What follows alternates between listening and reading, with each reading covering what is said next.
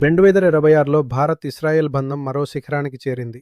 ప్రధాని మోదీ చారిత్రక పర్యటన విశేషాలు.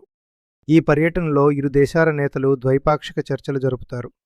ఇస్రాయెల్ పార్లమెంట్ నెస్సెట్లో మోడీ ప్రసంగిస్తారు.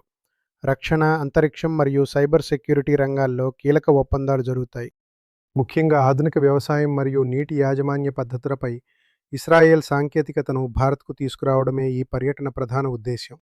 రక్షణ రంగంలో సుమారు $8.6 బిలియన్ విలువైన రక్షణ ఒప్పందాలు. బరాక్ 20 క్షిపణులు మరియు అత్యాధునిక హారోప్ డ్రోన్స్ ఇస్రాయెల్ కంపెనీలతో కలిసి భారత్లోనే తయారు చేస్తారు. భారత్ ఇస్రాయెల్ సంబంధాల్లో ఇదొక కొత్త అధ్యాయం.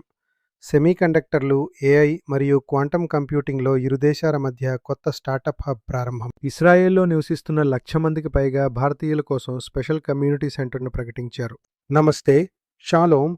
ఈ స్నేహం ప్రపంచ భవిష్యత్తును మార్చబోతోంది.